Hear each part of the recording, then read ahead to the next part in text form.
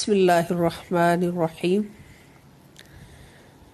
अलिफ लाम मीम ज़ालिकल किताबु ला रैब फ़ीह हुदल लिल मुत्तक़ीन।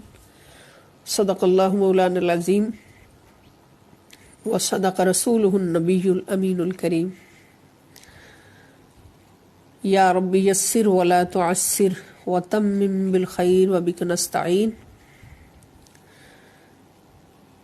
अल्लाह रब्बुल इज़्ज़त का करोड़ों बार शुक्र है कि उसकी तौफीक और एहसान नबी करीम सल्लल्लाहु ताला अलैहि वसल्लम के नालाने पाक के तसद्दुक़ से आज हम अपनी क्लास के लेक्चर नंबर 14 में हाजिर हैं। अल्लाह पाक हमें इन हाज़िरियों के आला मकसद के हुसूल में कामयाबी अता फरमाएं और हमें दुनिया और आखिरत में आला सोहबतों से फैज़याब रहने की तौफीक अता फरमाएं। हमारा लेक्चर गुज़श्ता से पैवस्ता कि अल्लाह करीम और नबी करीम सल्लल्लाहु ताला अलैहि वसल्लम की अज़ल से ये चाहत कि ऐसा निज़ाम इस दुनिया में कायनात इंसानियत में वो निज़ाम चले और कामयाब रहे और हमेशा वो निज़ाम नाफिज रहे कि जो हर और शर और फसाद से पाक हो और जहाँ पर उन्स और मोहब्बत की फ़ज़ाएँ हों, अमन व सलामती के परचम लहरा रहे हों और इन्हीं फ़ज़ाओं को कायम करने में लाने के लिए ही अल्लाह पाक ने हमें अपनी कामिल अकमल और आला तरीन निज़ाम रखने वाली किताब कुरान करीम की सूरत में अता फरमाई और इसका प्रैक्टिकल नमूना साहिब कुरान मोहम्मद मुस्तफ़ा सल्लल्लाहु ताला अलैहि वसल्लम की सूरत में अता फरमाया ताकि हम इन सोहबतों से फैज़याब होते हुए ऐसे मुआशरे का क़याम मुमकिन बना सकें और इस माशरे में, इस्लामी माशरे में वो निज़ाम ला सकें कि जिस निज़ाम के तहत खल्क़े खुदा हमसे राज़ी हो। जब खल्क़े खुदा राज़ी हो तो फिर खुदा राज़ी हो। कुरान करीम जैसी किताब अल्लाह पाक ने जब हमें अता फरमाई तो उसका मकसद, जैसा कि मैंने बार बार अर्ज़ किया है, कि इबादत नहीं, फ़कत इबादत नहीं बल्कि हिदायत है।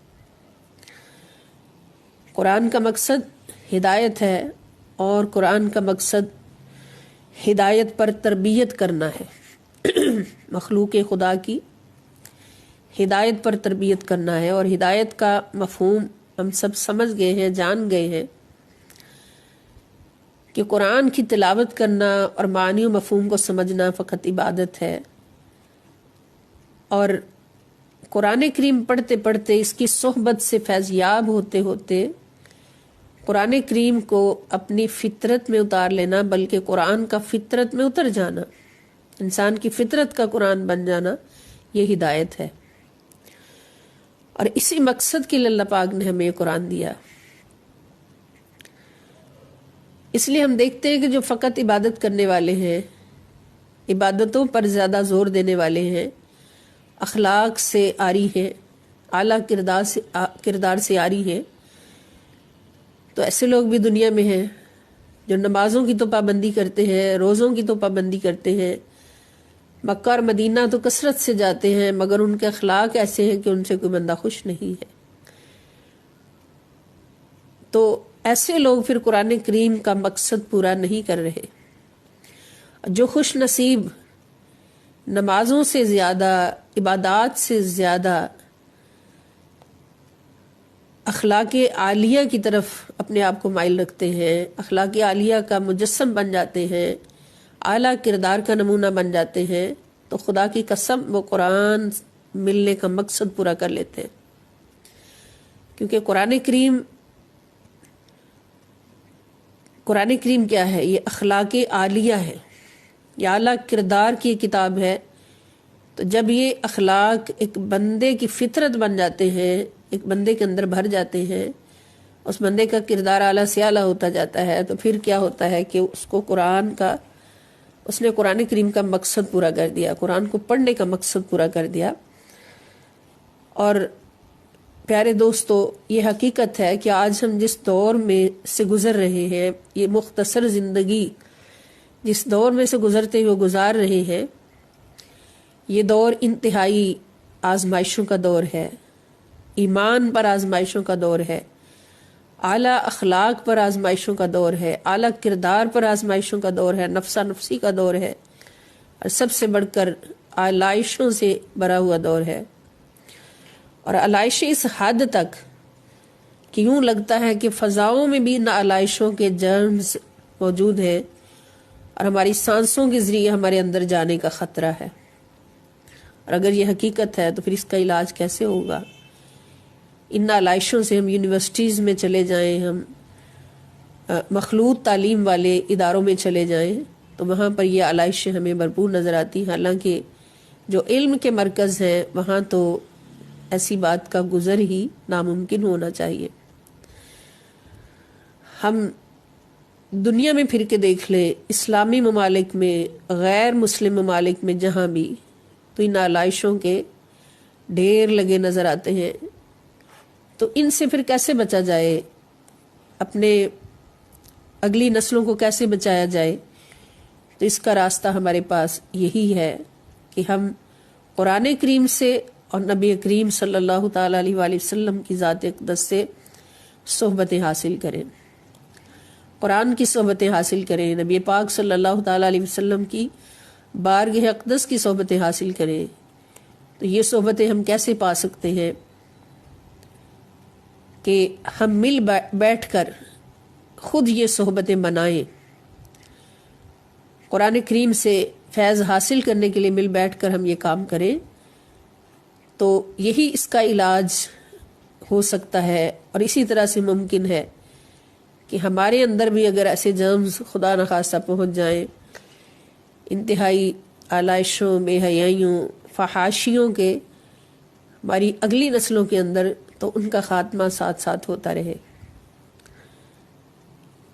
اور ہم ان پاک صحبتوں سے اپنے آپ کو پاک کرتے رہیں، اور انشاءاللہ وہ دن آئے کہ جب ہمارا باطن بھی، ظاہر بھی پاک ہو جائے اور باطن ظاہر سے بھی زیادہ پاک ہو جائے۔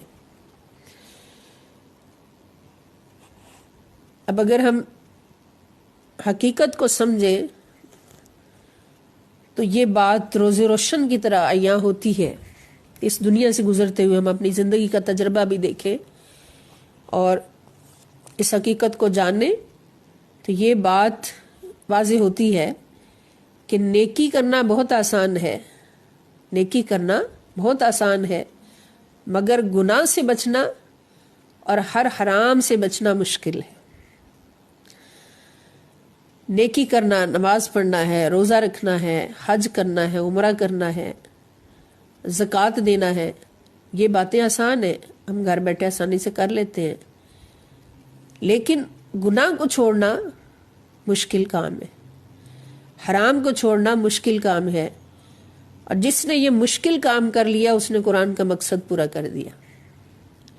اللہ پاک نے یہ نہیں فرمایا کہ قرآن ہم نے تمہیں دیا ہے نیکیاں کرنے کے لیے، نہیں، ہدایت حاصل کرنے کے لیے، اور کس کے لیے؟ متقین، ساتھ متقین کا لفظ بھی فرما دیا کہ قرآن کا مقصد ہے کہ قرآن کو اپنی فطرت میں اتار کر تقوی حاصل کر لینا، اور اس کو تقوی مل گیا جس نے قرآن کو اپنی فطرت میں اتار لیا، جس کی فطرت میں قرآن سمو گیا وہ متقی ہو گیا۔ اور تقوی کا مطلب کیا ہے؟ تقوی کا مطلب نماز پڑھنا نہیں ہے، تقوی کا مطلب روزہ رکھنا نہیں ہے، روزہ تو راستہ ہے تقوی کا، نماز تو راستہ ہے تقوی کا، کہ اس راستے پر چلو گے تو تقوی مل جائے گا۔ تقوی کیا ہے؟ تقوی ہے ہر گناہ کو چھوڑنے کا نام، ہر حرام کو چھوڑنے کا نام، یعنی ہم اس کو متقی نہیں کہہ سکتے جو 5 وقت کا نمازی ہے اور رمضان کا روزہ دار ہے، حاجی ہے، سب کچھ کرتا ہے، ہر عبادت کرتا ہے، اس کو متقی نہیں کہہ سکتے۔ متقی اس کو کہتے ہیں کہ جس نے زندگی میں ہر گناہ کو چھوڑ دیا، ہر حرام کو ترک کر دیا وہ متقی ہے۔ تو پھر ہم خود سوچتے ہیں، خود اندازہ کریں، جائزہ لیں اپنی زندگیوں سے کہ نماز پڑھنا مشکل ہے یا چغل خوری چھوڑنا مشکل ہے، نماز پڑھنا مشکل ہے یا جھوٹ چھوڑنا مشکل ہے، یا حرام کا ڈھیر سامنے لگا ہے اور دل چاہ رہا ہے کہ حرام ہے تو حرام صحیح، نعوذ باللہ، کثرت تو ہے نا، حرام کی کثرت کو دیکھ کر اس کی طرف دل مائل ہو جاتا ہے۔ تو حرام چھوڑنا مشکل ہے یا نماز پڑھنا مشکل ہے؟ نماز پڑھنا آسان ہے، حرام چھوڑنا مشکل ہے۔ نماز پڑھنا آسان ہے، جھوٹ چھوڑنا مشکل ہے۔ تو جس دن یہ اللہ کی نافرمانی کا ہر کام چھوٹ گیا، اس دن اے بندے تجھے متقین کی صف میں شامل کر دیا گیا اور قرآن پڑھنے کا مقصد پورا ہو گیا۔ گویا قرآن کریم بھی پڑھتے رہے، حافظ بھی بنتے رہے، حفظ بھی کر لیا، پڑھاتے بھی رہے، لیکن جھوٹ بولنا نہیں چھوڑا، دوسروں کو دھوکہ دینا نہیں چھوڑا، کسی کا دل دکھانا نہیں چھوڑا، چغل خوریاں نہیں چھوڑی، تو پھر قرآن پڑھنے کا مقصد پورا نہیں ہوا، کیونکہ تقویٰ حاصل نہیں ہوا۔ تو قرآن کریم پڑھنے کا مقصد انہوں نے ہی پورا کیا جنہوں نے قرآن پڑھتے پڑھتے تقویٰ حاصل کر لیا، متقین بن گئے۔ اس لیے کہ قرآن کریم ہمیں تعلیم ہی وہ دیتا ہے، ہماری تربیت ہی یہ کرتا ہے کہ تمہارے اندر سے ہر برائی ختم ہو جائے۔ اور اس کے لیے ہم دیکھ رہے ہیں کہ ہر صورت کے اندر، قرآن کریم کے ہر حصے کے اندر اللہ پاک نے ایسی تربیت فرمائی اپنے بندوں کی، بالخصوص مومنوں کی، مسلمانوں کی۔ تو یہ تقویٰ کا حصول ہمیں ان دو صحبتوں سے نصیب ہو سکتا ہے، ایک قرآن کریم کی صحبت اور دوسری رسول کریم صلی اللہ تعالی وسلم کی صحبت۔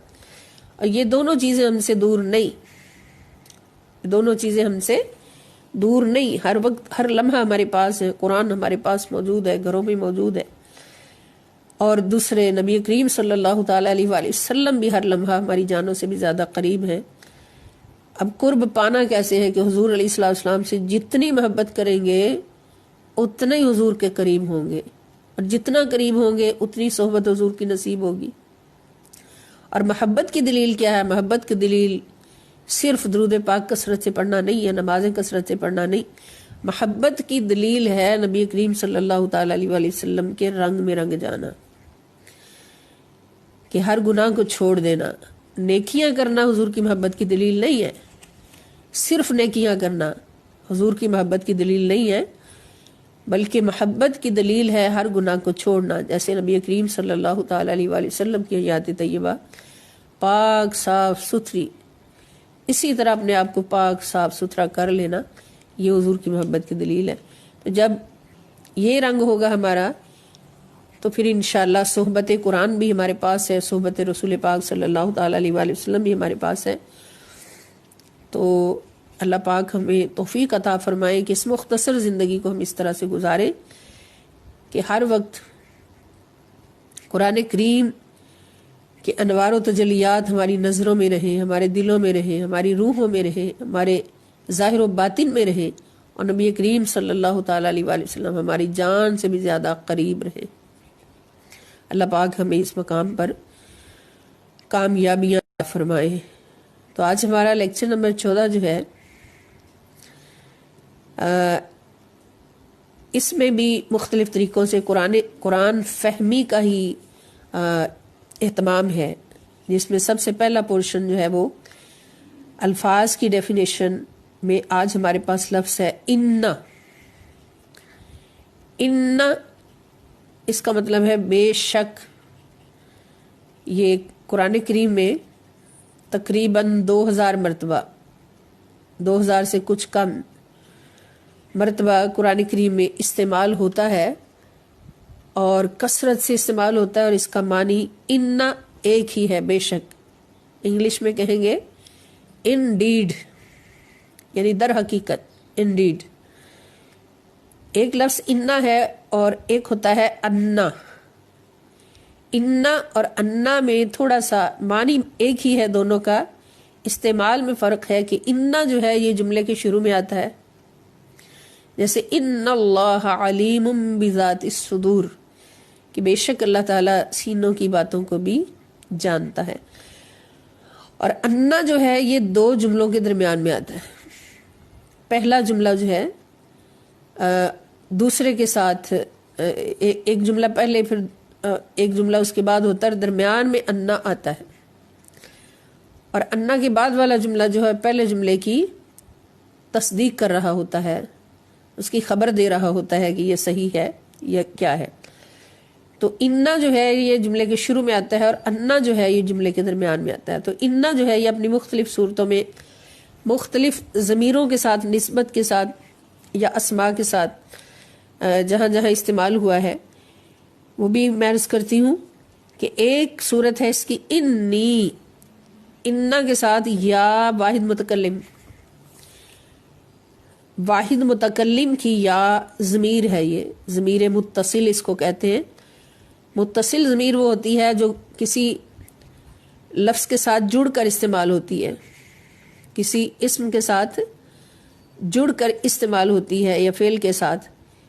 اور منفصل ضمیر وہ ہوتی ہے جو الگ سے استعمال ہوتی، جیسے یہاں یا متصل ہے تو جیسے ہوا ہے، ہوا ہو اگر کریں گے تو ہو متصل ضمیر ہے اور ہوا جو ہے یہ منفصل ضمیر ہے. تو انی یہ ضمیر متصل ہے، اس کا مطلب ہے بے شک میں، بے شک میں یعنی. اور دوسری صورت ہے انا، یہ انا اور نا کا مرکب ہے.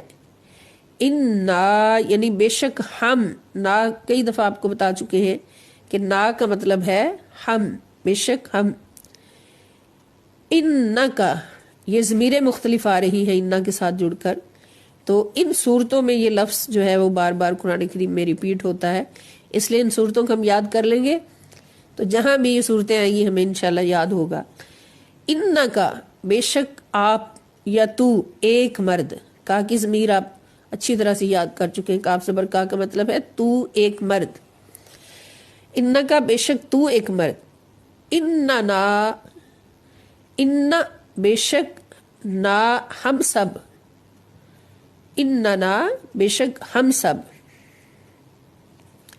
تو یہ ان صورتوں میں مختلف صورتوں میں قرآن کریم میں یہ لفظ استعمال ہوتے ہیں، تو ان کو یاد کر لینے سے بڑی آسانی ہوگی. اب دوسرا پورشن جو ہے وہ حدیث پاک ہے اور بڑی اہم حدیث پاک ہے جماعت کے ساتھ نماز پڑھنے والوں کے لیے، اور اگر خواتین بھی بعض اوقات جماعت کے ساتھ نماز پڑھتی ہیں تو ان کے لیے بھی. عن ابی ہریرہ رضی اللہ تعالی عنہ قال قال رسول اللہ صلی اللہ علیہ وآلہ وسلم انما جعل الامام لیؤتم به فاذا کبر فکبروا واذا قرأ فانصتوا. انما بے شک جعل بنایا گیا ہے یا بنایا جاتا ہے، الامام امام یعنی بے شک امام کو مقرر کیا گیا ہے، لیؤتم بہ تاکہ اس کی اقتداء کی جائے، اس کو امام مانا جائے. امام وہ ہوتا ہے جس کی اقتداء کی جائے، یعنی امام جو کرے گا اس کے پیچھے سب نے چلنا ہوگا. امام سے پیش قدمی جائز نہیں ہے، جو امام کرے گا تو پچھلے والوں کا بھی وہی ادا ہوگا. تو امام اس لیے مقرر کیا گیا ہے کہ اس کی اقتداء کی جائے. فَإِذَا كَبَّرَ، اب اقتداء کیا ہے، امام کی اقتداء کیسے کرنی ہے. فَإِذَا پس جب کبرا وہ تکبیر کہے، یعنی اللہ اکبر کہہ کے نماز کو سٹارٹ کرے یا نماز کے درمیان میں بھی جہاں جہاں تکبیر کہے، فَكَبِّرُوا تو تم بھی ساتھ تکبیر کہو. جب امام تکبیر کہے تو پیچھے جو مقتدی ہیں وہ بھی سب، تم سب بھی تکبیر کہو. وَإِذَا اور جب قرأ وہ قرات کرے، تلاوت کرے، یعنی جب امام تلاوت کرے فانصتو تو تم خاموش ہو جاؤ، یعنی اس کے اندر باجماعت نماز پڑھنے کا طریقہ جو ہے وہ نبی کریم صلی اللہ تعالی علیہ وآلہ وسلم نے فرمایا، سکھایا کہ جب امام کے پیچھے ہم نماز ادا کر رہے ہیں تو اس کی ابتدا کرنی ہے، اور امام کی ابتدا کیسے ہونی ہے کہ جب وہ تکبیر پڑھے تو تم پر لازم ہے کہ پیچھے نماز پڑھنے والے بھی تکبیر کہیں، اللہ اکبر کہیں، اور ثنا بھی پڑھیں، جیسے امام صاحب خاموشی سے ثنا پڑھیں گے اس طرح ہر مقتدی بھی ثنا پڑھے گا۔ اور اس کے بعد جب تلاوت کرے امام سورۃ الفاتحہ شریف اور ساتھ دوسری سورت کی تلاوت کرے تو پھر مقتدی سب پر لازم ہے کہ وہ خاموش ہو جائے، وہ کچھ نہیں پڑھیں گے، وہ خاموشی سے کھڑے رہیں گے، اور امام جو کچھ پڑھے گا وہی پڑھے گا۔ یہ فرض ہے، اور جماعت کا یہی تصور ہے، اور اسی سے جماعت جو ہے مکمل ہوتی ہے، باجماعت نماز۔ اگر پیچھے کھڑے ہونے والے تلاوت خود کریں گے، ساتھ ساتھ کریں گے، تو پھر وہ ان کی نماز نہیں ہوگی۔ امام صاحب کی نماز تو ہو جائے گی لیکن پچھلوں کی نماز نہیں ہوگی۔ اب اگر فرض کریں امام صاحب نسیان ہو گیا ہے، کوئی نماز میں کوئی ایسی غلطی ہو گئی جس پر سجدہ سہو لازم ہو گیا، تو پھر سب پر وہ لازم ہوگا۔ اگر امام پر سجدہ سہو لازم ہوا تو ہر مقتدی پر لازم ہوگا، اور وہ اس کے ساتھ ادا کریں گے۔ اور پھر امام صاحب جب نماز پڑھا رہے ہیں، امامت کروا رہے ہیں، تو امام سے پہلے مقتدی کوئی عمل نہیں کر سکتا۔ مثلا رکوع میں جانا ہے، رکوع کرنا ہے، تو کوئی مقتدی امام سے پہلے رکوع میں نہیں جا سکتا، پہلے امام صاحب جھکیں گے پھر پیچھے سارے مقتدی۔ اسی طرح سجدہ میں، اسی طرح قعدہ میں کہ رکوع سے اٹھنا ہے، سجدے سے اٹھنا ہے، تو ہر صورت مقتدی جو ہے وہ امام کی پیروی کرے گا، امام سے پیچھے رہے گا، حتیٰ کہ سلام پھیرنا ہے نماز میں، نماز سے باہر آنے کے لیے، تو تب بھی امام پہلے سلام پھیریں گے تو پھر پیچھے مقتدی جو ہیں وہ سلام پھیریں گے۔ یہ ابتدا اس طرح سے ہوتی ہے، نماز باجماعت اس طرح سے ہوتی ہے۔ پھر جماعت جو ہے وہ صرف مرد کروا سکتا ہے جو شریعت کے تمام معاملات پر پورا اترتا ہو، اور عورت جو ہے وہ امامت نہیں کروا سکتی۔ رمضان شریف میں خاص طور پر لوگ سوچتے ہیں، والدین جنہوں نے بچیوں کو قرآن کریم حفظ کروایا ہوتا ہے، کہ وہ بچی جو ہے وہ نماز تراویح جماعت کے ساتھ پڑھائے اور پیچھے ہم پڑھ لیں یا لوگ اکٹھے ہو کے پڑھ لیں، تو اس میں یہ ہے کہ بچی امامت نہیں کروا سکتی، صف کے اندر کھڑے ہو کر قرآن کی تلاوت کر کے تو سارے اکٹھے نماز پڑھیں، جیسے باقی پڑھتے ویسے ہی اس کی بھی نماز ہے، امامت نہیں کروا سکتی۔ اور بعض علماء کرام یہ فرماتے ہیں کہ جب ایک بچی قرآن کریم پڑھے گی، تلاوت کرے گی، اور باقیوں کو تو یاد نہیں ہوگا، وہ خاموش کھڑے رہیں گے، تو پھر خاموش رہنا باقی لوگوں کے لیے، ایک کے سوا باقیوں کے لیے خاموش رہنا یہ صرف امامت میں اور باجماعت نماز میں جائز ہے، اور جو صرف مردوں کی ہوتی ہے، خواتین کی نہیں ہوتی۔ لیکن بعض علماء کرام فرماتے ہیں کہ چلے ایک نیکی کا کام ہو رہا ہے، ایک بچی قرآن سنا رہی ہے، باقی سن رہے ہیں، تو ان کو اجازت دے دی جائے۔ بہرحال عورت کی جماعت جو ہے وہ نہیں ہوتی، جائز نہیں ہے، مرد کی جماعت جائز ہے، مرد امام بن سکتا ہے، عورت امام نہیں بن سکتی۔ اسی طرح صلاۃ التسبیح جب ہم پڑھتے ہیں رمضان شریف میں، تو یہاں پر ہم نے دیکھا ہے کہ بعض مقامات پر بہنیں جمع ہو جاتی ہیں اور ایک بہن بلند آواز سے پڑھتی جاتی ہے کلمہ شریف سبحان اللہ والحمد للہ ولا الہ الا اللہ واللہ اکبر، اور باقی خاموشی سے سنتی رہتی ہیں۔ یا جو صورت وہ پڑھتی درمیان میں سورہ فاتحہ کے ساتھ صورت پڑھنی ہوتی تو باقی خاموشی سے سنتی رہتی ہے، تو یہ بھی جائز نہیں ہے۔ جب ہم اجتماعی طور پر صلاۃ التسبیح پڑھے بہت اجر و ثواب ہے، پڑھنی چاہیے، لیکن ہر بہن یہ خیال رکھے کہ اس نے اپنی نماز کے کلمات خود پورے کرنے ہیں۔ اگر کوئی ایک بلند آواز سے پڑھ رہی ہے اور اس کے پیچھے مقصد یہ ہے کہ بعض ایسے بھی لوگ ہوں گے جن کو گنتی یاد نہ رہے یا کلمہ بار بار پڑھتے ہوئے بھول جائے، ان کی خاطر ہم پڑھ رہے ہیں، تو پھر پیچھے جو کھڑے ہیں وہ اس کے ساتھ ساتھ اس کلمے کو پورا کریں، خود بھی پڑھیں۔ تو پوری نماز جو ہے اس کی ادائیگی خود کرنی ہے اور خاموش نہیں رہنا۔ خاموش رہیں گی، کچھ نہیں پڑھیں گی تو پھر ان کی نماز نہیں ہوگی۔ تو یہ چھوٹی چھوٹی باتیں ہیں جن کو ہم نے یاد رکھنا ہے۔ تو اس حدیث پاک سے ہمیں جو مضامین سمجھ آئے ہیں، نمبر 1 یہ کہ امام کی اقتداء ہر حال میں لازم ہے، یعنی امام کی اقتداء ہر حال میں لازم ہے کہ امام کے پیچھے رہنا ہے، امام سے پیش قدمی نہیں کرنی۔ اور اقتداء آپ کو بتا دیا کہ تکبیروں کے ساتھ تکبیر پڑھنی ہے ہم نے، مگر تلاوت جو ہے وہ امام خود کرے گا۔ اور پھر جب اتحیات میں بیٹھتے ہیں تو تب بھی ہم نے خود پڑھنا ہے سارا، اتحیات سے لے کے ربنا آتنا فی الدنیا حسنۃ وفی الآخرۃ حسنۃ وقنا عذاب النار تک پورا تشہد میں جو کچھ بھی پڑھنا ہم نے خود پڑھنا ہے، اور سجدہ اور رکوع کی تسبیحات بھی خود پڑھنی ہے، خود بھی پڑھنی ہے۔ اور باقی تلاوت جو ہے، تلاوت قرات کے بارے میں حکم ہے کہ وہ صرف امام کرے گا، مقتدی نہیں کرے گی۔ اور دوسرا مضمون جو سمجھ آیا کہ جب امام قرات کر رہا ہو تو مقتدی خاموش رہے، امام تلاوت کر رہا ہو تو مقتدی خاموش رہے۔ یہ آج کی حدیث پاک کا مفہوم ہے اور بہت اعلیٰ مسائل اس سے ہمیں سمجھ آتے ہیں۔ تو اس حدیث شریف کو بھی ایک دفعہ ہم پڑھ لیں مل کے۔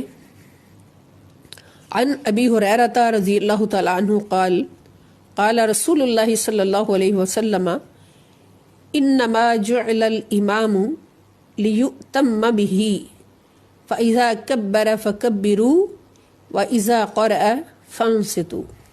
اللہ پاک ہمیں یاد کرنے اور یاد رکھنے کی توفیق عطا فرمائے۔ اب تیسرا ہمارا پورشن سورہ حجرات الحمدللہ الکریم پڑھ رہے ہیں کہ قرآن کریم ہماری تربیت فرما رہا ہے، وہی تربیت جو میں نے ابھی عرض کیا کہ قرآن کا مقصد تقوی حاصل کرنا ہے، اور تقوی کا مطلب نیکیاں کرنا نہیں، تقوی کا مطلب ہر گناہ سے بچنا ہے۔ تو جو ہر گناہ سے بچ گیا اس نے تقوی کا مقصد پورا کر دیا، قرآن پڑھنے کا مقصد پورا کر دیا۔ تو اس سورہ مبارکہ میں بھی اللہ پاک ہماری یہی تربیت فرما رہے ہیں کہ اسلامی معاشرہ جو ہے ہر فساد سے پاک ہونا چاہیے۔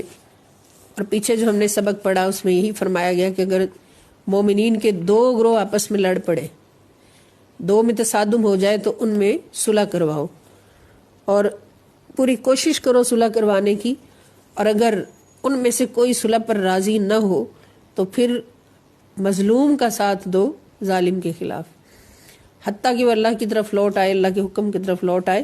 جب لوٹ آئے تو پھر اس کو معاف کر دو، ان کے درمیان صلح کروا دو۔ اور اس کے بعد فرمایا کہ اگر 2 بھائی آپس میں لڑ پڑے، 2 بھائیوں کا آپس میں جھگڑا ہو جائے تو ان کے درمیان بھی صلح کرواؤ۔ لیکن اس سے آگے جب ہم تربیتی پوائنٹ پہ آتے ہیں تو اسلام ہماری ایسی تربیت فرماتا ہے کہ ان اسباب کو ہی ختم کرنے کی کوشش کرتا ہے اسلام کہ جن اسباب کی بنیاد پر فساد اور شر یہ سب کچھ پیدا ہو اور لڑائیاں جھگڑے پیدا ہوں۔ تو یہی تربیت ہے اللہ اور اس کے رسول صلی اللہ تعالی علیہ وآلہ وسلم کی کہ برائیوں کے اسباب کو اللہ پاک نے پہلے روکا، ان پر تربیت فرمائی تاکہ برائی پیدا ہی نہ ہو۔ اللہ پاک فرماتے ہیں کہ انما المؤمنون اخوۃ، بے شک مومن سارے آپس میں بھائی بھائی ہیں. فَأَصْلِحُوا بَيْنَ أَخَوَيْكُمْ، پس تم صلح کرواؤ اپنے دو بھائیوں کے درمیان، اپنے دو بھائیوں کے درمیان صلح کرواؤ. وَاتَّقُوا اللَّهَ، اور ڈرتے رہو اللہ تعالیٰ سے، لَعَلَّكُمْ تُرْحَمُونَ، تاکہ تم پر رحم کیا جائے، تم اللہ کی رحمت کے، اللہ کی طرف سے رحم کے مستحق ہو جاؤ. اب اس میں بھی اللہ پاک نے ہمیں یہ تربیت فرمائی کہ مسلمان مومن جہاں جہاں بھی ہے، دنیا کے جس خطے میں بھی ہے، وہ سب آپس میں بھائی بھائی ہیں اور تمہارے بھی بھائی ہیں. اس لیے اگر دو بھائی آپس میں لڑ پڑیں تو فوراً ان کے درمیان صلح کرا دو. اب لڑائی ہو سکتی ہے، جب دنیا میں رہ رہے ہیں نفس و شیطان کے حملے بھی موجود ہیں تو لڑائی ہو سکتی ہے، دو گروہوں میں بھی ہو سکتی ہے، دو بھائیوں میں بھی ہو سکتی ہے، تو فوراً ان کے درمیان صلح کراؤ.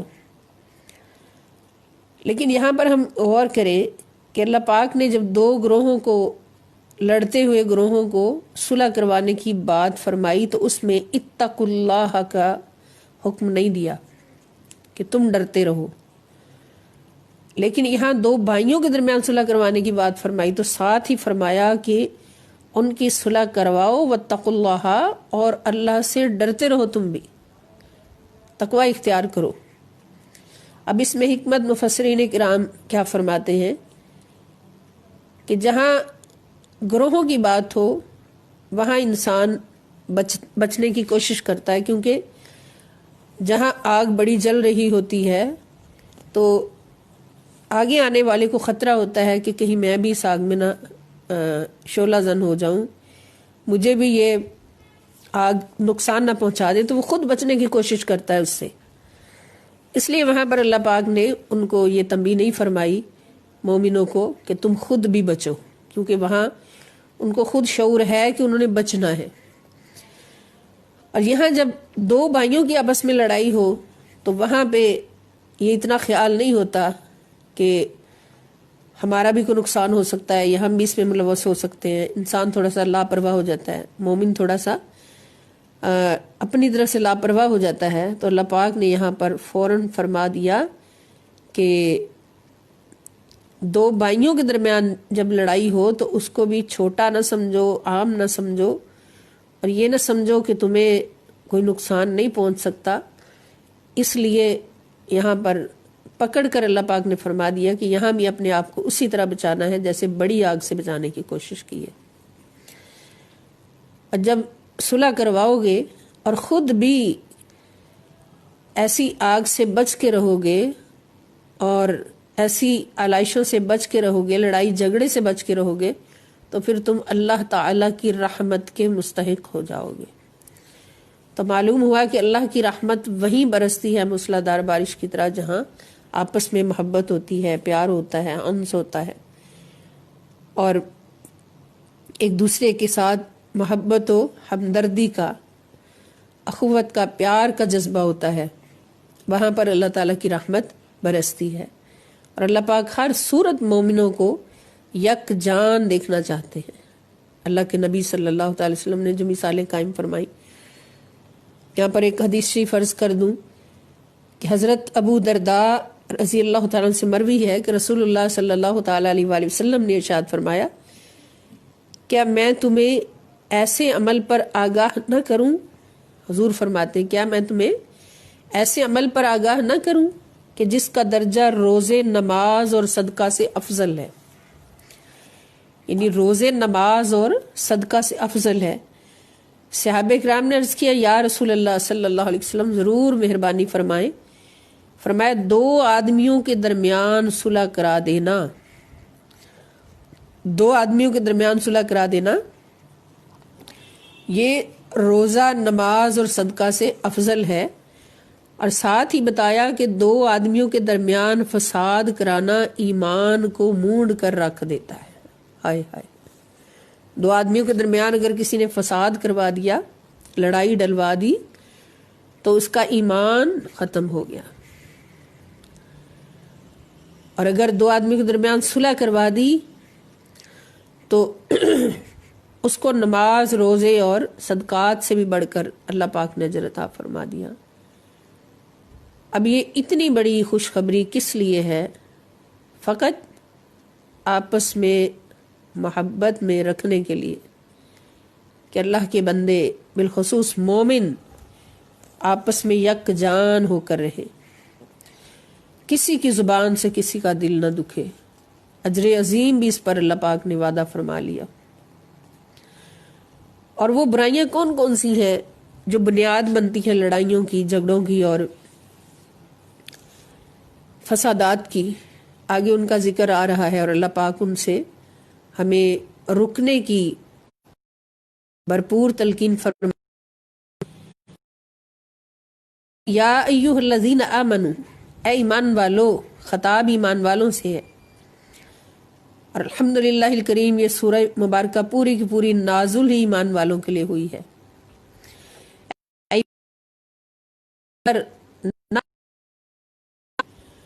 یسخر تمسخر سے، یہ بھی اردو میں لفظ استعمال ہوتا ہے مذاق اڑانا۔ نہ مذاق اڑائے قوم، کوئی قوم یعنی مردوں کی ایک جماعت، من قوم دوسری جماعت کا، مردوں کی ایک جماعت دوسری جماعت کا مذاق نہ اڑائے۔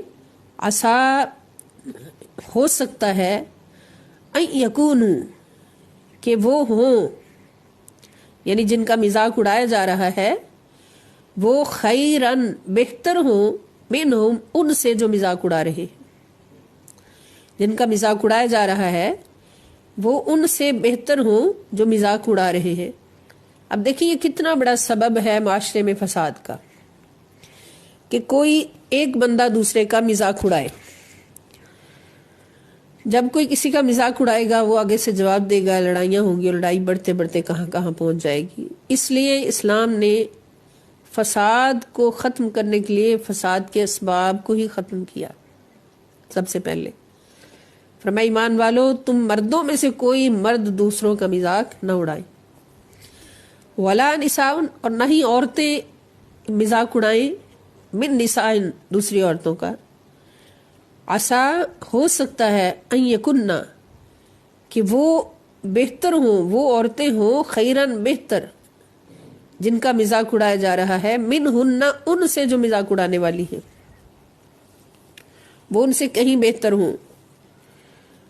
اب اس میں دیکھیں کہ اکثر مقامات پر یہ ہوتا ہے کہ کوئی دعوت جب اللہ پاک عطا فرماتے ہیں تو مردوں عورتوں کو اکٹھا، مذکر کا صیغہ استعمال فرما کے مردوں عورتوں کو اکٹھے اس کی تلقین فرماتے یا دعوت فرماتے، لیکن یہ کام جو مردوں سے زیادہ عورتوں میں زیادہ ہوتا ہے، مردوں سے زیادہ عورتوں میں ہوتا ہے، اس کے لیے اللہ پاک نے مردوں کو الگ تلقین فرمائی اور عورتوں کو الگ رکھا، تاکہ عورتیں جان جائیں کہ کسی کا مذاق اڑانا جو ہے وہ کتنا بڑا فعل بد ہے، اس سے بچنا ہے۔ اور اس پر اللہ تعالیٰ نے ہمیں الگ سے ہمارے گروہ کو تلقین فرمائی ہے، کیونکہ عورتیں ہی زیادہ چلتے، کسی کا چلنے کا مذاق اڑا دیا، کسی کے بولنے کا، کسی کے لباس کا، کسی کے چال چلن کا مذاق کسی صورت میں اڑا دیا۔ تو اس لیے نبی پاک صلی اللہ علیہ وسلم فرماتے ہیں کہ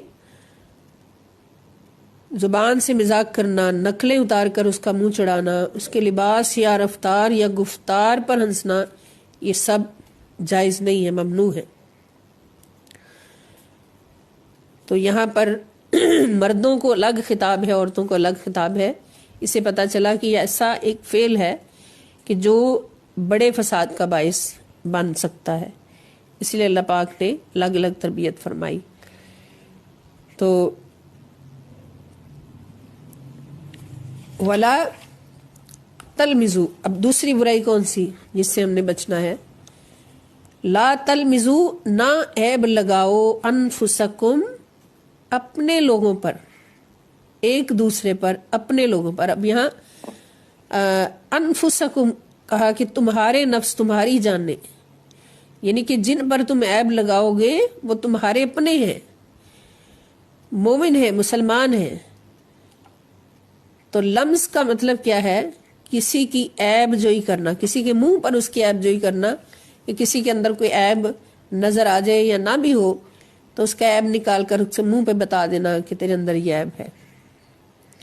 اللہ پاک نے یہ نہیں فرمایا کہ دوسروں پر عیب نہ لگاؤ، فرمایا اپنی جانوں پر، اپنے نفسوں پر عیب نہ لگاؤ، یہ دوسری برائی ہے۔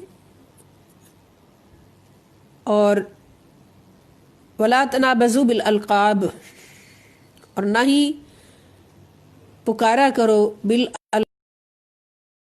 برے برے القاب کے ساتھ کسی کو پکارو، کہ برے القاب کے ساتھ بھی کسی کو نہ پکارو،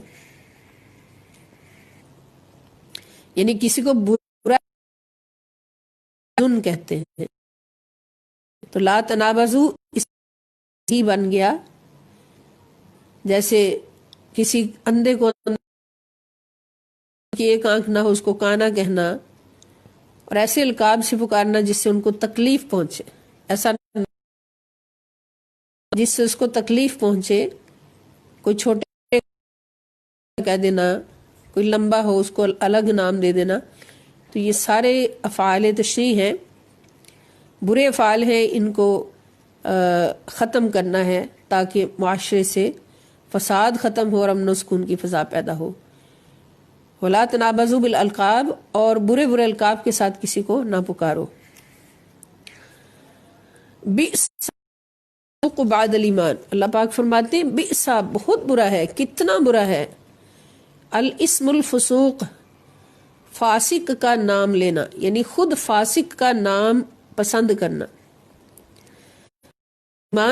ایمان لانے کے بعد اپنے آپ کو فاسق کہلانا بہت برا ہے۔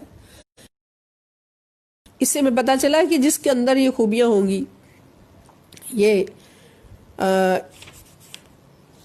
یہ برائیاں جن کا ذکر گزرا اللہ پاک نے، سے مذاق اڑانا ہے، کسی پر الزام لگانا ہے، عیب لگانا ہے، کسی کو برے القاب سے پکارنا ہے، تو یہ برائیاں جس کے اندر ہوگا وہ فاسق ہوگا۔ اور ایک مسلمان جو کلمہ طیبہ کا اقرار کر کے اسلام میں داخل ہو چکا ہے، مومن بن چکا ہے، تو اس کے شان شان نہیں کہ اس کے نام کے ساتھ فاسق کا لفظ آئے۔ اور یہ یاد رکھیں کہ جس کے اندر یہ برائیاں ہیں اس کو اللہ پاک پھر فاسق کی مار کر دیتے ہیں۔ پھر بتائیں کہ ان برائیوں سے بچنا تقویٰ ہے، تقویٰ نہیں ہے کہ نماز ہم پڑھتے رہے، روزہ رکھتے رہے، مگر ہماری زبان دوسروں کے عیب بھی نکالتی رہے اور دوسروں کو برے القاب سے بھی خدا نخواستہ پکارتی رہے، تو پھر ہم کون ہوئے؟ نعوذ باللہ، پھر ایسے لوگ فاسقین میں شمار ہوتے ہیں۔ اور اللہ نہیں چاہتا کہ میرا کوئی مومن بندہ جو ہے وہ فاسق بن جائے۔ اللہ پاک فرماتے ہیں بہت برا ہے۔ جیسے ایک ماں بڑے پیار سے اپنے بچوں کو سمجھاتی ہے کہ بیٹا آپ حافظ ہیں، آپ کی شان نہیں ہے کہ آپ نماز نہ پڑھیں، آپ حافظ ہیں، آپ کی شان نہیں ہے کہ آپ قرآن کی تلاوت نہ کریں، آپ کی شان نہیں ہے کہ آپ یہ گناہ کریں یا وہ کام کریں۔ تو اس طرح اللہ پاک بڑے پیار سے ہمیں سمجھا رہے ہیں کہ آپ چونکہ مومن ہو، ایمان لا چکے ہو، اس لیے تمہارے شان نہیں ہے کہ تمہیں فاسق کہا جائے۔ اللہ کو یہ پسند نہیں ہے کہ تمہیں فاسق کہا جائے۔ اور اگر ایمان والے ہو کر ایسی برائیاں کرو گے، اپنی زبان سے دوسروں کو تکلیف پہنچاؤ گے، تو پھر کیا ہوگا کہ تمہارے نام کے ساتھ فاسق لگا دیا جائے گا، نعوذ باللہ من۔ وَمَن لَّمْ يَتُبْ، اور جو باز نہیں آئیں گے، توبہ نہیں کریں گے، اللہ کی طرف استغفار کے ساتھ رجوع نہیں کریں گے۔ توبہ کا مطلب کیا ہوتا ہے؟ بندہ جب اللہ سے توبہ کرتا ہے تو اس کا مطلب ہوتا ہے کہ استغفار کے ساتھ، معافی کے ساتھ، شرمندگی کے ساتھ اللہ کی بارگاہ میں رجوع کرنا۔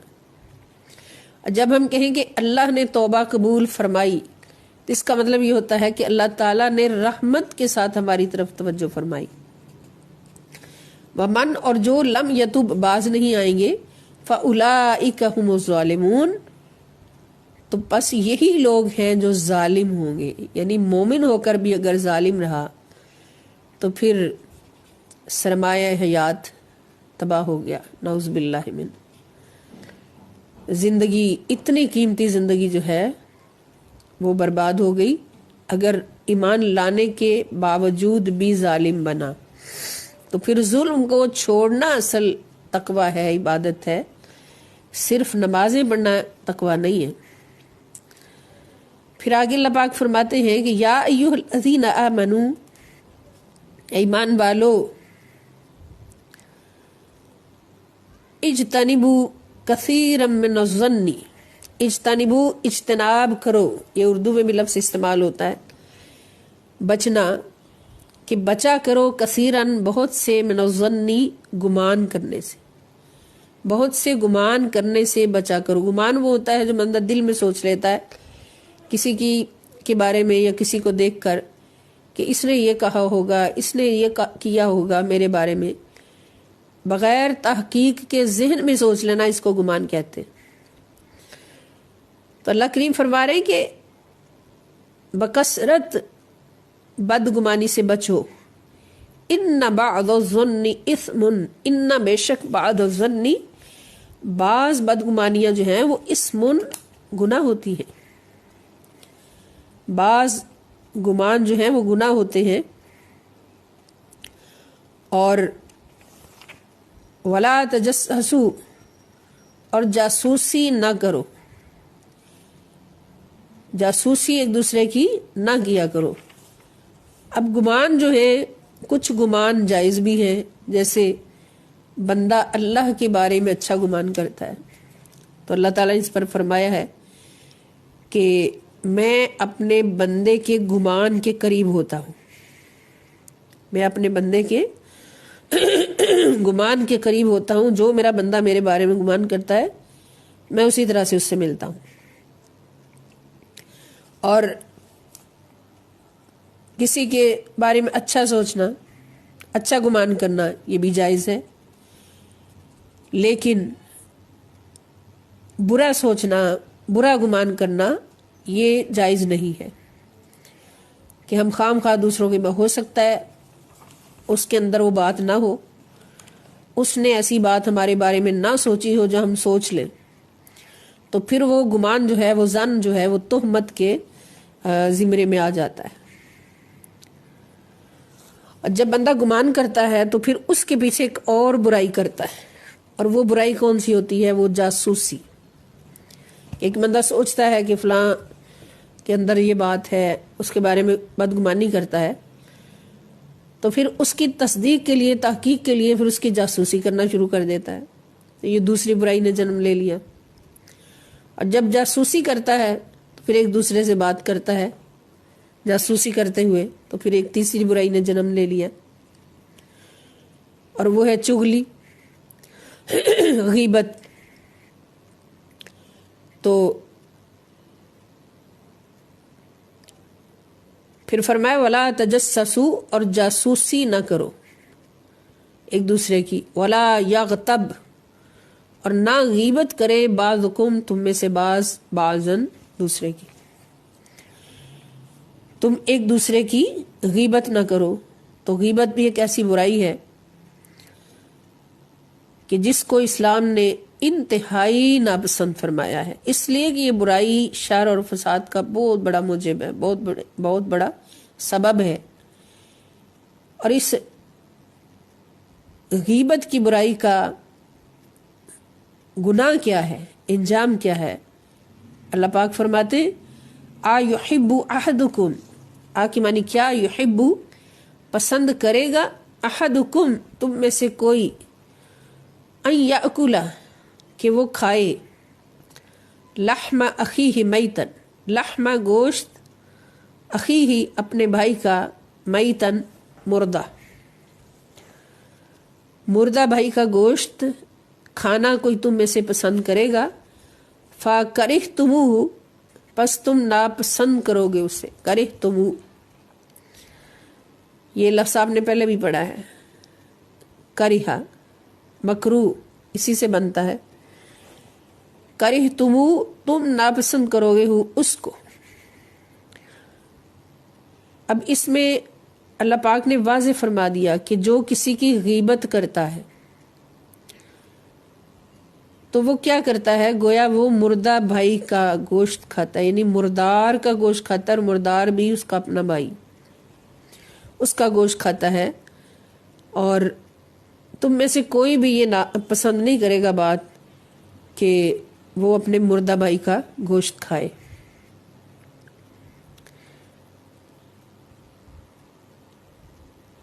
واتقوا اللہ، اور ڈرتے رہو اللہ تعالیٰ سے، ان اللہ تواب الرحیم، بے شک اللہ تعالیٰ بہت توبہ قبول فرمانے والا اور ہمیشہ رحم فرمانے والا ہے، ہمیشہ رحم فرمانے والا ہے۔ اب اس میں ہم دیکھ رہے ہیں کہ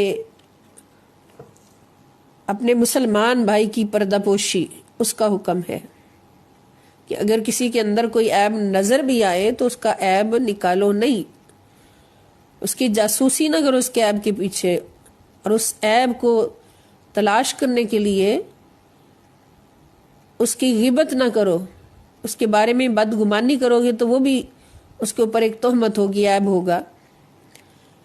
حضور صلی اللہ تعالی وسلم فرماتے ہیں کہ من ستر مسلمن سترہ اللہ یوم القیامت، کہ جس نے دنیا میں اپنے کسی بھائی کا عیب چھپایا، اللہ تعالیٰ عیب چھپانے کی ہمیں تلقین فرماتے ہیں، عیب کھولنے کی نہیں، اس لیے کہ عیب کھولیں گے معاشرے میں فساد ہوگا، پھر وہ ہمارے عیب بیان کرے گا، ہم اس کے کریں گے، وہ ہمارے کرے گا، تو فساد بڑھتا جائے گا۔ اور جس نے، اللہ پاک نے اتنا بڑا وعدہ فرمایا تھا کہ معاشرہ جو ہے یہ فساد سے پاک رہے، کہ جس نے ایک مسلمان بھائی کا عیب چھپایا، اللہ تعالیٰ قیامت کے دن اس کا عیب چھپائیں گے۔ سبحان اللہ، کتنا بڑا یہ اجر ہے۔ اور پھر نبی کریم صلی اللہ تعالیٰ علیہ وآلہ وسلم سے جب پوچھا صحابہ اکرام نے کہ حضور چغلی جو ہے، اگر کسی کے اندر کوئی بات موجود ہو اور اس کو ہم بیان کریں، تو حضور علیہ السلام نے فرمایا کہ غیبت وہ ہوتی ہے کہ جس کو، جو آپ نے کسی مسلمان بھائی کے پیٹھ پیچھے بات کی ہے دوسرے سے اور بعد میں اس نے سنی تو اس کو تکلیف پہنچی، اس کو غیبت کہتے ہیں۔ تو صحابہ نے پوچھا حضور اگر وہ بات اس کے اندر موجود ہو، تو آقا علیہ السلام نے فرمایا تو یہ غیبت ہے، اور اگر وہ بات اس کے اندر موجود نہیں ہے اور جھوٹی بات اس پہ لگا دی تو یہ تہمت ہے، بہتان ہے، اور بہتان کی سزا جہنم ہے، بہتان لگانے کی سزا جہنم ہے۔ اس لیے اللہ پاک نے اتنی بڑی تنبیہ ہمیں فرمائی کہ جب تم غیبت کرتے ہو تو اس وقت کیا کرتے ہو، اس وقت تم مردہ بھائی کا گوشت کھاتے ہو، اور مردہ بھائی کا گوشت کھانا کون گوارا کرے گا۔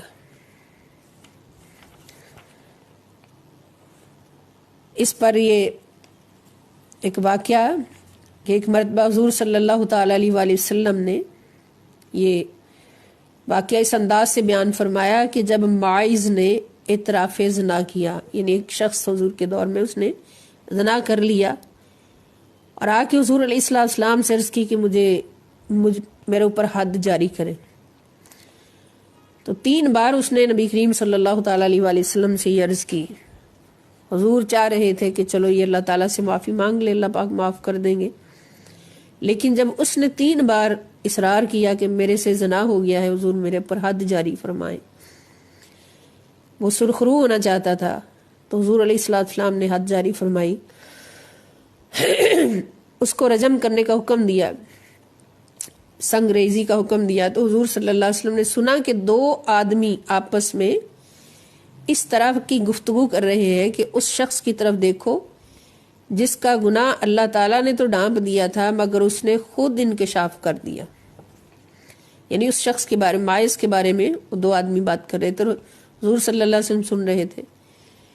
پھر اسے اس طرح سنگسار کیا گیا جس طرح کتے کو کیا جاتا ہے، یعنی یہ وہ بات کر رہے تھے آدمی۔ حضور صلی اللہ علیہ وسلم یہ بات سنی اور خاموش رہے۔ پھر کچھ وقت نبی کریم صلی اللہ علیہ وسلم چلتے رہے، یہاں تک کہ ایک مردار گدھے کے پاس سے گزرے، ایک گدھا مرا پڑا تھا۔ فرمایا کہ فلاں فلاں آدمی کہاں ہیں؟ ان دونوں آدمی کو بلایا. ان دونوں نے عرض کیا یا رسول اللہ صلی اللہ علیہ وسلم ہم حاضر ہیں. فرمایا اترو اور اس مردار گدھے کو کھاؤ. استغفر اللہ. وہ کہنے لگے اے اللہ کے نبی صلی اللہ علیہ وسلم اس مردار کو کون کھاتا ہے؟ حضور نے فرمایا فما نلتما من عرض اخیکما آنفا اشد من الاکل منہ والذی نفسی بیدہ انہ الآن لفی انہار الجنت ینغمس فیہا. سبحان اللہ. یعنی تم مردہ گدھا کھانے سے تو نفرت کرتے ہو، لیکن اپنے بھائی کی عزت پر جو تم نے حملہ کیا ہے وہ اس مردار کو کھانے سے بھی زیادہ بدتر ہے. اس کے بارے میں جو بات کی ہے. اور یہ کیا تھا؟ یہ چغلی تھی، یہ غیبت تھی. پھر فرمایا کہ اس ذات کی قسم جس کے قبضہ قدرت میں میری جان ہے وہ تو اس جنت کی نہروں میں نہا رہا ہے. سبحان اللہ. جس پر حد جاری ہو گئی اس نے حد کروائی کس لیے؟ تاکہ میں آخرت کی سزا سے سرخرو ہو جاؤں. یہ مصطفیٰ صلی اللہ علیہ وسلم کی تربیت تھی کہ دنیا میں اپنے جرم کی سزا لے لی اور آخرت کی سزا سے بچ گئے. تو حضور نے فرمایا وہ تو جنت کی نہروں میں نہا رہا ہے. اور اس میں کوئی شک نہیں کہ غیبت گناہ ایسا گناہ ہے جس کا شمار کبیرہ گناہوں میں ہوتا ہے. غیبت ایک کبیرہ گناہ ہے. اللہ پاک ہمیں ہمیشہ اس سے بچنے کی توفیق عطا فرمائے. اور ہم بھول چوک کے کر جاتے ہیں یا جان بوجھ کر بھی کر جاتے ہیں، تو کوئی شخص جب غیبت کر بیٹھے تو اس کو چاہیے کہ وہ سچی توبہ کرے اور جس کی غیبت کی ہے اس سے بخشوا لے، اس سے معافی مانگ لے. اور حضرت حسن بصری رحمۃ اللہ تعالی علیہ فرماتے ہیں کہ غیبت کا کفارہ یہ ہے کہ جس کی غیبت تم نے کی ہے اس کے لیے بکثرت مغفرت کی دعا کریں. یعنی اس کے لیے مغفرت کی دعا کریں تو تب بھی وہ غیبت معاف ہو جائے گی. اللہ پاک ہمیں معاف فرمائے. دنیا میں رہتے ہوئے پتہ نہیں کیا کیا ہو جاتا ہے. اور قرآن کریم ہماری یہی تربیت فرماتا ہے کہ اے مومن تیری یہ شان نہیں کہ تیری زبان سے کسی کی غیبت ہو. اس لیے کوشش کرنی ہے آج سے ہم نے کہ اپنے آپ کو غیبت سے بچا کے رکھنا ہے انشاءاللہ الکریم اللہ کے فضل سے.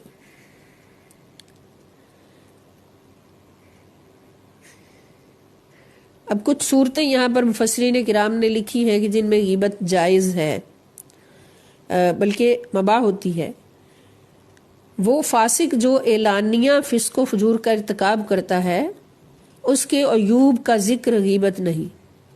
یعنی فاسق ہے جو اعلانیہ گناہ کرتا ہے اور دوسروں کو بھی اس میں ملوث ہونے کا راستہ ملتا ہے، تو اس کے بارے میں اس کے عیوب کا دوسروں سے ذکر کرنا کہ فلاں بندے کے اندر یہ عیب ہے اس لیے اس سے بچ کے رہے، کسی کو بچانے کے لیے اس کا ذکر کرنا یہ غیبت جائز ہے.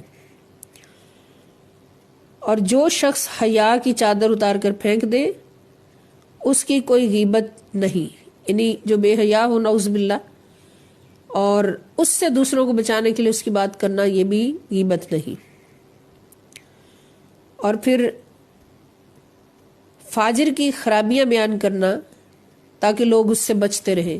کوئی فاسق و فاجر ہے اس کے اندر جو خرابیاں ہیں وہ بیان کرنا تاکہ لوگ اس سے بچیں، تو یہ بھی غیبت نہیں. اس سے پتہ چلتا ہے کہ اس شخص کی غیبت ممنوع ہے جو اپنی پردہ پوشی کرتا ہے. یعنی کوئی جرم ہو جائے تو اس کو چھپانے کی کوشش کرتا ہے اور اللہ تعالیٰ سے معافی کی طلب کرتا ہے، اس کی غیبت جو ہے وہ جائز نہیں ہے. اور اسی طرح کسی کا رشتہ کہیں ہو رہا ہو لڑکی کا یا لڑکے کا اور ہمیں پتہ ہو کہ جہاں رشتہ ہو رہا ہے ان کے اندر یہ خرابیاں ہیں، تو ان خرابیوں کو بتانا بھی غیبت نہیں ہے، اس سے دوسروں کا بھلا ہو جاتا ہے. اگر کوئی شخص قاضی کے پاس دعویٰ کرتا ہے کہ جس کے ساتھ اس کا جھگڑا ہے اس کے اندر یہ عیب ہے، تو اس میں بھی کوئی حرج نہیں، یعنی جس شخص کے ساتھ جھگڑا ہے اس کے عیب قاضی کو بتاتا ہے تو اس میں بھی حرج نہیں۔ جیسے ہندا نے حضور صلی اللہ علیہ وآلہ وسلم کی خدمت میں عرض کیا کہ ابو سفیان بہت بخیل آدمی ہے، مجھے اتنا نہیں دیتا جس سے میرا اور میرے بچوں کا گزر ہو سکے، اور کیا میں اس کے مال سے اس کی اجازت کے بغیر لے سکتی ہوں؟ تو حضور صلی اللہ علیہ وسلم فرمایا نعم فخذی، ہاں تو لے سکتی ہے۔ تو اس قسم کی بات کرنا بھی غیبت نہیں ہے۔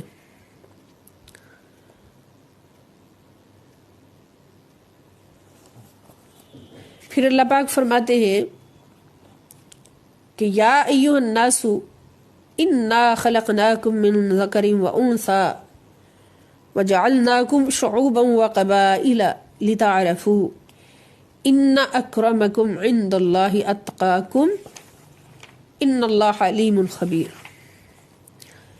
اب یہاں پر بھی جو اس وقت کے معاشرے میں ایک عام برائی تھی کہ اپنے آپ کو دوسروں سے بڑا سمجھنا، اپنے نسب پر حسب پر فخر کرنا، اپنے قبیلے پر فخر کرنا اور دوسروں کو اپنے سے کم سمجھنا، تو اس پر اللہ پاک نے تنبیہ فرمائی کہ اس تفاخر کو ختم کر دیا جائے۔ اسلام میں اس کا کہیں بھی تصور نہیں ہے۔ فرمایا یا ایھا الناس، اور یہاں پر پھر تمام انسانوں کو پکارا ہے، کیونکہ مومن کے اندر تو یہ برائی ہو نہیں سکتی، یہ برائی عام انسانوں کے اندر۔ یا ایھا الناس ہے تمام لوگوں، تمام انسانوں، انا بے شک ہم نے خلقناکم ہم نے پیدا کیا تمہیں من ذکر ایک مرد سے وانثی اور ایک عورت سے، یعنی ایک ہی تمہارا باپ ہے وہ ہے حضرت آدم، اور ایک ہی تم سب کی ماں ہے اور وہ ہے حضرت حوا علیہ الصلوۃ والسلام۔ وجعلناکم اور ہم نے تمہیں بنایا شعوباً قومیں وقبائل اور قبیلے، شعوب شعب کی جمع ہے، اس کا مطلب ہے قوم، وقبائل اور قبیلے بنایا لتعارفوا تاکہ تمہاری آپس میں پہچان ہو، تم ایک دوسرے کو پہچان سکو۔ یہ قوم اور قبیلہ، کوئی راجپوت ہے، کوئی ارائی ہے، کوئی جٹ ہے، یہ ساری قومیں اور قبیلے صرف تعارف کے لیے بنے ہیں، بیسیکلی تم سب ایک ہو اور ایک ہی ماں باپ کی اولاد ہو، اس لیے فخر کی گنجائش ہی نہیں۔ ان اکرمکم بے شک تم میں سب سے زیادہ عزت والا عند اللہ اللہ کے نزدیک وہ ہے اتقاکم جو تم میں سب سے زیادہ پرہیزگار ہے، سب سے زیادہ گناہوں سے بچنے والا ہے، سب سے زیادہ حرام سے بچنے والا ہے، سب سے زیادہ متقی ہے، پاک ہے، وہ تم میں سب سے زیادہ عزت والا ہے۔ کوئی خاندان، کوئی قبیلہ، کوئی حسب و نسب یہ کسی کو بھی معزز نہیں کرتا، بلکہ اللہ کی بارگاہ میں عزت جو ہے اور اعلیٰ مقام جو ہے وہ فقط ایک ہی بنیاد پر ہے، اور وہ بنیاد ہے تقوی۔ حضرت بلال حبشی رضی اللہ تعالیٰ عنہ ایک حبشی غلام، اور کس مقام پر پہنچے کہ نبی کریم صلی اللہ تعالیٰ علیہ وآلہ وسلم نے فرمایا بلال تم سب سے پہلے جنت میں جاؤ گے، اور سب سے پہلے جنت میں وہی جائے گا کہ جو سب سے زیادہ متقی اور پرہیزگار ہوگا۔ یہاں عرب کے بڑے بڑے قبائل جو اپنے آپ کو بہت بڑا سمجھتے تھے کہ ہم سے بڑا کوئی نہیں، تو اللہ پاک نے ان کو ایک معیار بتا دیا کہ اللہ کی بارگاہ میں بڑائی کا معیار نہ کوئی ظاہری حسن ہے، نہ مال و دولت ہے، نہ حسب و نسب ہے، نہ خاندان ہے، نہ کوئی دنیا کی جائیدادیں بادشاہتیں ہیں۔ اللہ کی بارگاہ میں بڑائی کا معیار صرف تقوی ہے، ہر گناہ سے بچنا ہے، نبی پاک صلی اللہ تعالیٰ علیہ وآلہ وسلم کی سچی غلامی کرنی ہے دل و جان سے۔ تو ان اکرمکم عند اللہ اتقاکم، بے شک تم میں سب سے زیادہ عزت والا اللہ کے نزدیک کون ہے؟ جو سب سے زیادہ پرہیزگار ہے۔ ان اللہ، بے شک اللہ تعالیٰ، علیم، خوب جانتا ہے، خبیر، اور ہر کسی کے باطن سے باخبر ہے، ظاہر سے بھی باطن سے بھی باخبر ہے، یعنی اللہ سب کو جانتا ہے کہ بڑا کون ہے اور چھوٹا کون ہے، متقی کون ہے اور بغیر تقوی کے کون ہے، یہ اللہ سب کو جانتا ہے۔ اس لیے تم خود کوئی اپنے آپ کو بنا ہی نہیں سکتا کہ میں بڑا ہوں۔ قالت الاعراب آمنا، قالت کہا، الاعراب اعرابیوں نے، آمنا ہم ایمان لے آئے ہیں۔ قل آپ ان سے فرما دے، لم تؤمنو ابھی تم ایمان نہیں لائے، ولیکن قولوا اسلمنا لیکن تم کہو کہ ہم اسلام میں داخل ہوئے ہیں، ہم اسلام میں مسلمان ہوئے ہیں، اسلام میں داخل ہوئے ہیں۔ ولما، واو اور لما، ابھی تک نہیں۔ لم اگر اکیلا لم ہو تو اس کا مطلب ہوتا ہے نہیں۔ میں نے عرض کیا تھا کہ فعل مضارع کے شروع میں لم داخل ہو تو اس کو نفی ماضی میں بدل دیتا ہے، تو لم سے لما جب بن جائے تو اس کا مطلب ہوتا ہے کہ ابھی تک نہیں۔ یدخل داخل ہوا، الایمان و ایمان، فی قلوبکم تمہارے دلوں میں، ابھی ایمان تمہارے دلوں میں داخل نہیں ہوا، ابھی تو تم صرف مسلمان ہوئے ہو۔ اور یہ کون لوگ تھے جو مدینہ کے دیہات سے آئے اور انہوں نے آ کے اسلام قبول کیا اور احسان جتلانا شروع کر دیا کہ ہم مسلمان ہوئے ہیں، ہمیں یہ دے، یہ ہمیں وہ دے۔ نبی پاک صلی اللہ تعالی علیہ وآلہ وسلم سے انہوں نے مختلف فرمائشیں شروع کر دی اور احسان جتلانا شروع کر دیا کہ ہم مسلمان ہوئے ہیں، ہمارا احسان ہے تم پر کہ ہم نے ہمارا دین قبول کیا ہے۔ تو اللہ پاک فرما رہے ہیں کہ ان سے کہو، یہ نہ کہیں کہ ہم مومن ہوئے، ایمان والے ہو گئے، نہیں، بلکہ یہ تو ابھی مسلمان ہوئے ہیں اور ایمان ابھی ان کے دلوں میں داخل نہیں ہوا۔ اور ایمان کب داخل ہوگا، تم مومن کب بنو گے؟ وَإِن تُطِيعُوا اللَّهَ، اور اگر تم اطاعت کرو گے اللہ تعالیٰ کی، ورسولہ، اور اس کے رسول صلی اللہ علیہ وسلم کی، لا یلتکم، تو وہ کمی نہیں کرے گا، من اعمالکم شیئا، تمہارے اعمال میں سے کسی چیز کی بھی کمی نہیں کرے گا، تمہیں ہر عمل کا نیک بدلہ عطا فرمائے گا۔ اور اس سے معلوم ہوا کہ صرف کلمہ پڑھ کے اسلام میں داخل ہو جانا ایمان نہیں ہے۔ جیسا کہ میں نے عرض کیا تھا کہ کسی نے کسی بابا جی سے پوچھا کہ مسلمان اور مومن میں کیا فرق ہے، تو انہوں نے فرمایا کہ مسلمان وہ ہے جو اللہ کو مانتا ہے، بس لا الہ الا اللہ پڑھا، محمد رسول اللہ صلی اللہ علیہ وسلم پڑھا، اسلام میں داخل ہو گیا۔ اور مومن وہ ہے جو اللہ کی مانتا ہے، مومن کے دل میں اللہ اور اس کے رسول صلی اللہ تعالی علیہ وآلہ وسلم کی محبت اس حد تک پختہ ہو جاتی ہے کہ اس کا ہر عمل رسول پاک صلی اللہ علیہ وسلم کے عمل کے تابع ہو جاتا ہے۔ اتباع جب تک نہ ہو، اتباع رسول صلی اللہ تعالی علیہ وآلہ وسلم جب تک نہ ہو تو ایمان مکمل نہیں ہوتا۔ تو مومن وہ ہے، اللہ کریم نے قرآن کریم میں مومن کی پہچان کیا بتائی، فرمایا والذین آمنوا اشد حبا للہ، کہ ایمان والے وہ ہیں جو اللہ سے شدید ترین محبت کرتے ہیں، اللہ سے اتنی محبت کرتے ہیں کہ ان کے دلوں میں سوائے اللہ کے کچھ بھی نہیں ہوتا۔ اللہ تعالیٰ کی ماننی ہے، کسی کی وہ مان ہی نہیں سکتے اللہ رب العزت کے سوا، ان کا سب کچھ خدا تعالیٰ۔ اللہ پاک نے جو پہچان بتائی، والذین آمنوا اشد حبا للہ، اشد حبا، یعنی اللہ کا عشق ان کے دلوں میں کوٹ کوٹ کر بھرا ہے۔ اور اس مقام تک وہ کیسے پہنچے، ایمان نصیب کیسے ہوا، ایمان کے اس مقام تک کس نے پہنچایا؟